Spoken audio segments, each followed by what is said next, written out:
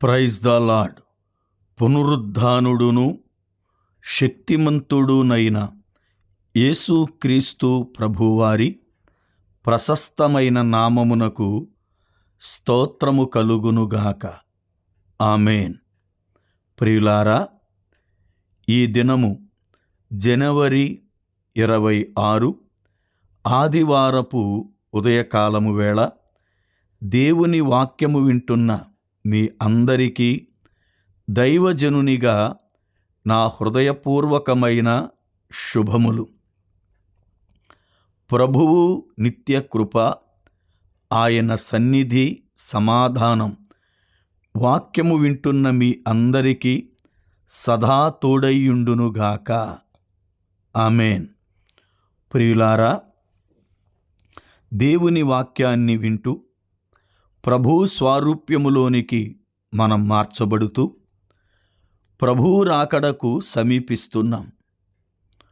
ఒక్కొక్క దినము తరుగుతుంది అంటే ఒక్కొక్క దినము మనము ప్రభువుకి దగ్గరవుతున్నాము అనర్థం.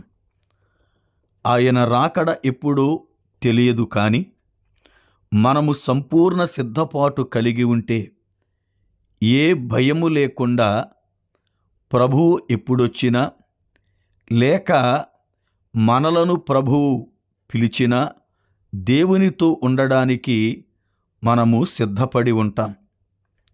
దేవుని కృప వాక్యమింటున్న మీ అందరికీ ఆయన సన్నిధి తోడుగా ఉండునుగాక. ఆమేన్. దేవుని వాక్యమును మనము చదువుకొని ప్రార్థనాపూర్వకంగా వాక్యమును విందాం. కీర్తన గ్రంథము 40వ కీర్తన 10వ చరణం. నీ నీతిని నా హృదయములో నుంచుకొని నేను ఊరకొండలేదు. నీ సత్యమును నీ రక్షణను నేను వెల్లడి చేసియున్నాను. నీ కృపను నీ సత్యమును మహాసమాజమునకు తెలుపక నేను వాటికి మరుగు చేయలేదు. ప్రార్థన. సర్వకృపానిధివైన పరమతండ్రి, మీకు వందనాలు, స్తోత్రాలు చెల్లిస్తున్నాను. చదవబడిన లేఖనము నుండి మాతో మీరు మాట్లాడి మమ్ములను బలపరచండి. వాక్యానుసారముగా మా కుటుంబాలను మమ్ములను కట్టండి. సత్యము చేత మమ్ములను నడిపించండి. వాక్యం వింటున్న వారి జీవితాలలో ప్రతి విధమైన బంధకాలలో నుండి విడుదల కలిగించండి. మీ రాకడకు సంపూర్ణ సిద్ధపాటు మాకు అనుగ్రహించండి. యేసు నామమున ప్రార్థిస్తున్నాను పరమ తండ్రి. ఆమేన్. ప్రభువునందు ప్రియులారా, నిన్నటి దినమున కూడా ఇదే వచనములో నుండి కొంత భాగాన్ని చదువుకొని వాక్యమును ధ్యానము చేశాం. ఈ దినము ఈ వచనాన్ని పూర్తిగా మనము చదువుకున్నాం. దీనిలో నిన్నటి దినమున నీతిని నా హృదయములో ఉంచుకున్నాను అన్న మాటను ధ్యానము చేశాం. దీనిలో 3 భాగాలున్నాయని జ్ఞాపకం చేశాను.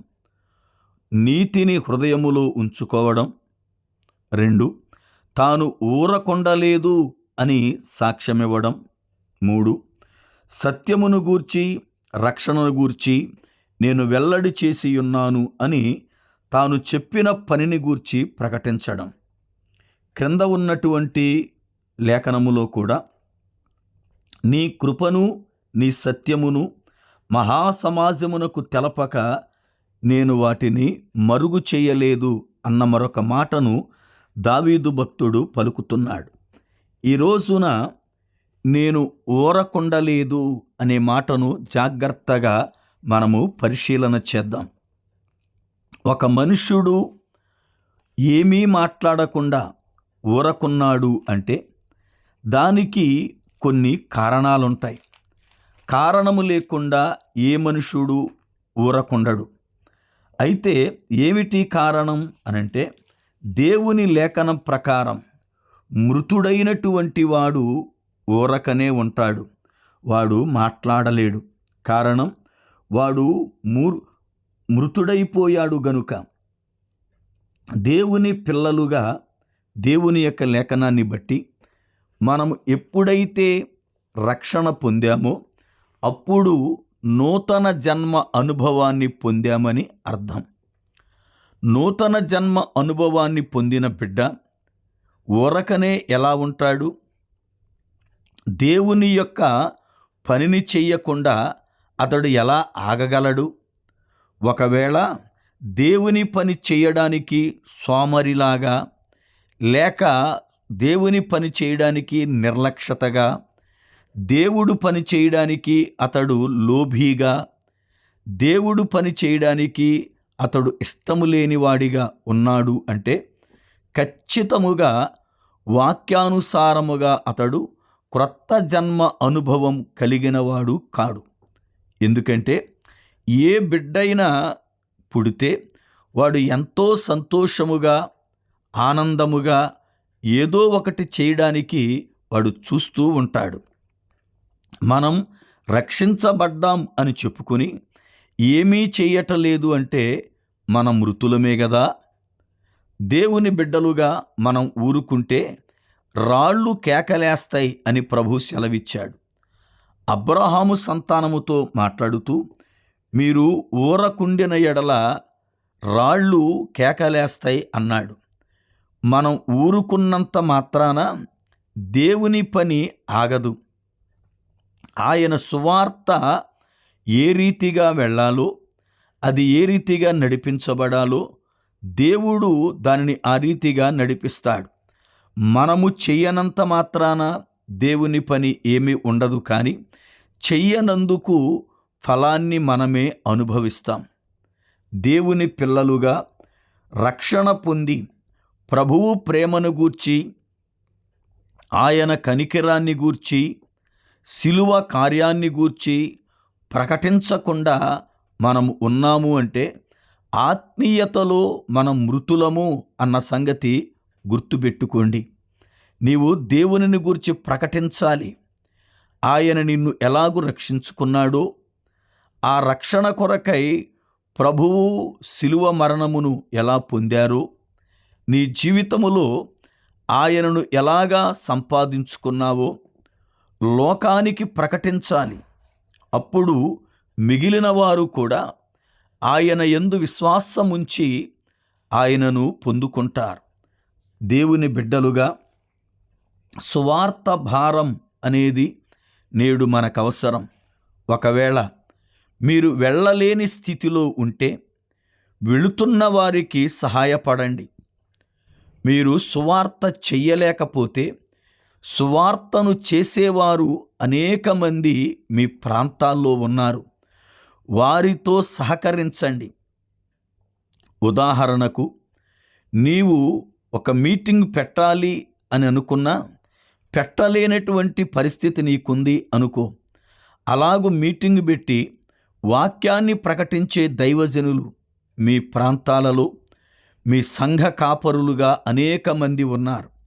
వారితో మాట్లాడండి, వారిని ప్రోత్సహించండి. మీరు పరిచర్య చేయండి అయ్యా, దాని భారాన్ని నేను భరిస్తానని.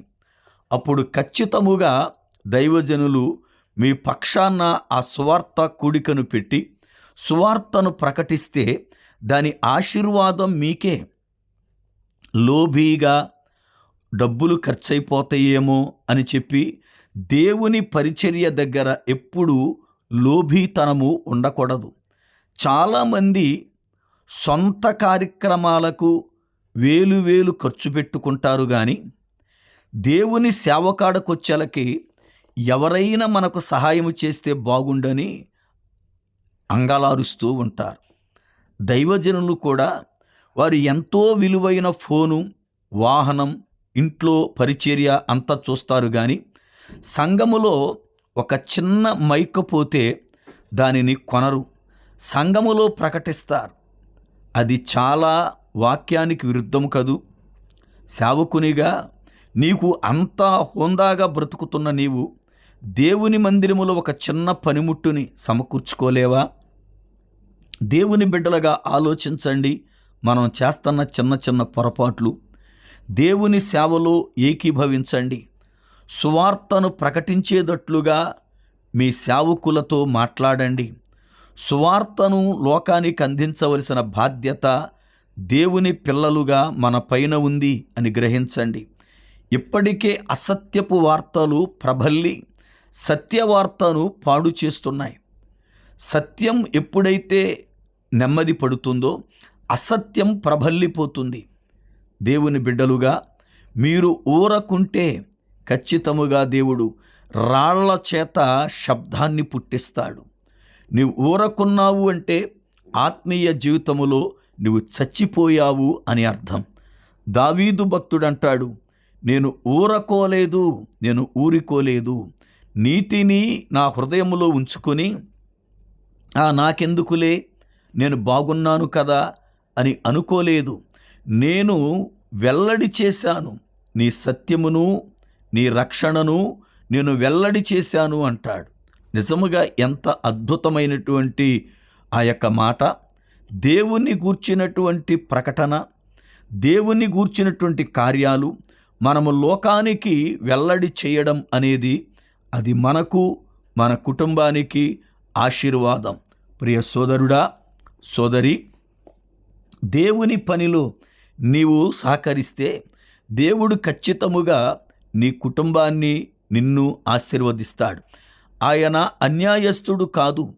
ఆయన పనిచేసే వారిని ఇబ్బంది పెట్టి నష్టాల్లో పెట్టి వారిని దూరం పెట్టడానికి, ఆయన మనలను ప్రేమించి మన కొరకు తన సిలువలో రక్తాన్ని కార్చినటువంటి ప్రభువు ఆయన.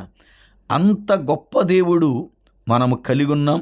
లోకములో ప్రతి మనిషి ఆయనను కలిగి రాకడకు సిద్ధపడునట్లుగా ప్రభువు కృపచూపునుగాక. ఆమేన్. ప్రార్థన. పరిశుద్ధుడవైన పరమ తండ్రి, మీకు వందనాలు స్తోత్రాలు చెల్లిస్తున్నాం. ఈ దినమున వాక్యము విన్న ప్రతి బిడ్డను దీవించండి. నీ కృపాక్షేమములు వారికి అనుగ్రహించి కుటుంబములో నిత్య సంతోషము దయచేయండి. ఆత్మలో ఎదుగుచు అనేక మందికి వారు సువార్తను ప్రకటించు భారము కలిగి ఉండుటకు కనికరము చూపుమని యేసు నామమున ప్రార్థిస్తున్నాను పరమ తండ్రి. ఆమేన్. మన పరమ తండ్రి అయిన దేవుని యొక్క ప్రేమ, ఆయన కుమారుడు మన రక్షకుడునైన ప్రభువారి శ్రేష్టమైన కృప, పరిశుద్ధాత్మ దేవుని యొక్క అన్యోన్య సహవాసము, ఆయన సన్నిధి మనకును సకల పరిశుద్ధులకును తోడైయుండునుగాక.